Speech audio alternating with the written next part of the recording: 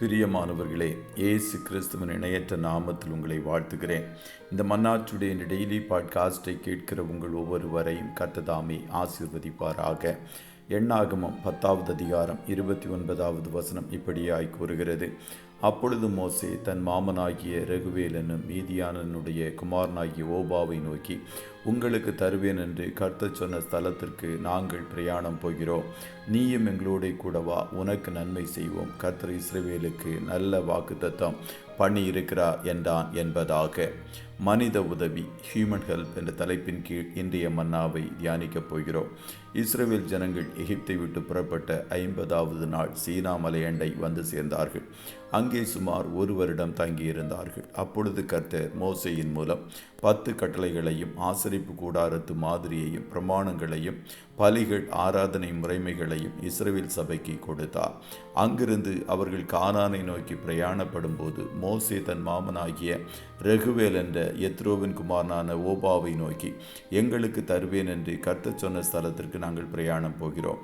நீயும் எங்களோட கூட வா, உனக்கு நன்மை செய்வோம். கர்த்தர் இஸ்ரவேலுக்கு நல்ல வாக்குத்தத்தம் பண்ணியிருக்கிறார் என்றும், வனாந்திரத்திலே நாங்கள் பாளையம் இறங்கும் இடங்களை நீ அறிந்திருக்கிறபடியினால் எங்களுக்கு கண்களைப் போல இருப்பாய் என்றும் கூறினார்.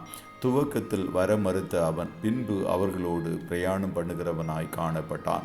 நியாயாதிபதிகள் 1:16 வாசிக்கும் போது, மோசேயின் மாமனாகிய கேனானின் புத்திரரும் யூதாவின் புத்திரரோடே கூட பேரீச்ச மரங்களின் பட்டணத்திலிருந்து ஆராத்திற்கு தெற்கே இருக்கிற யூதாவின் வனாந்தரத்திற்கு வந்து ஜனங்களோடே குடியேறினார்கள் என்று எழுதப்பட்டிருக்கிறது.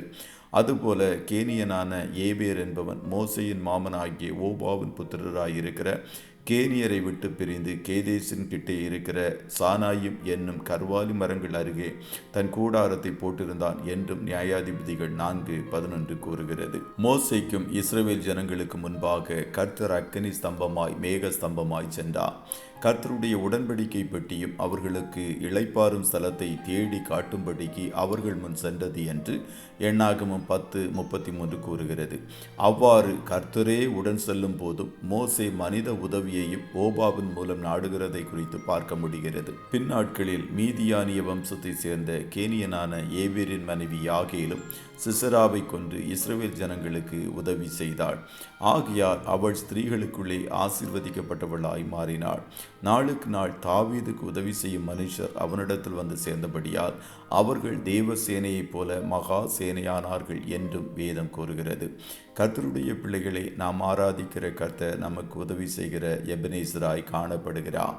இயேசுவிடம் உதவி கேட்ட அத்தனை பேருக்கும் அவர் உதவி செய்தார். தானியேலுக்கு உதவி செய்ய மிகாவேல் தூதனை அனுப்பினார். சில வேளைகளில் மனிதர்களின் உதவியும் நமக்கு கிடைக்கும்படி செய்கிறவர் கர்த்தர். கர்த்தரும் மனிதர்கள் வடிவில் வந்து நமக்கு உதவி செய்யக்கூடும். ஆகையால் எனக்கு யாருடைய உதவியும் தேவையில்லை, கர்த்தர் என்னோடு இருக்கிறார், நான் என்னுடைய காரியங்களை சுயமாய் பார்த்து கொள்வேன் என்று கூறாதிருங்கள். சில சபை ஐக்கியம், விசுவாச சகோதரர்களின் நட்புகளை கூட அற்பமாக கருதி அவைகளை ஒதுக்குகிறவர்களாய் காணப்படுவார்கள். இடுக்கண்ணில் உதவவே சகோதரன் பிறந்திருக்கிறான் என்று வேதம் கூறுகிறது. சில வேளைகளில் சபை ஐக்கியத்தை அசட்டை செய்கிறவர்கள் கடினமான சூழ்நிலைகளில் தனியாய் நின்று உதவி செய்ய யாருமில்லை என்று புலம்புவதை கூட பார்த்திருப்பீர்கள். ஆகையால் மனித உதவிகளும் நமக்கு தேவை என்ற மனப்பான்மையோடு அதை பெற்றுக்கொள்வதற்கு தகுதியான நபர்களாய் வாழ கர்த்தர் உங்களுக்கு உதவி செய்யட்டும். கர்த்தர் தாமே உங்கள் ஒவ்வொருவரையும் ஆசீர்வதிப்பாராக. ஜெபம் செய்வோமா. நல்ல தகப்பனை, உம்மை நன்றியோடு துதிக்கிறோம்.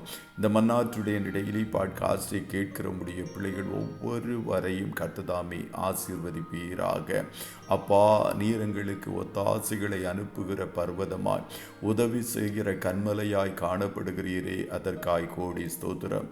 சில வேளைகளில் அப்பா, மனிதர்கள் மூலமாகவும் எங்களுக்கு உதவிகளை அனுப்புகிறீர், அதற்காய் நாங்கள் நன்றி செலுத்துகிறோம். நாங்கள் ஒருவருக்கொருவர் தேவை என்ற மனப்பான்மையோடும் ஐக்கியமாயும் காணப்படுவதற்கு கர்த்தர் கிருபை தாரும் என்று சொல்லி செபிக்கிறோம். இன்றைய தினம் உம்முடைய பிள்ளைகள் கையிடுகிற வேலைகளை ஆசீர்வதியும், போக்கிலும் வரத்திலும் உடனிரும். ஆட்டுக்குட்டியானவருடைய இரத்தத்தின் பாதுகாப்புக்குள்ளாய் உம்முடைய பிள்ளைகளை கொடுத்து இயேசுவின் நாமத்தில் வாழ்த்தி செபிக்கிறோம் நல்ல பிதாவே.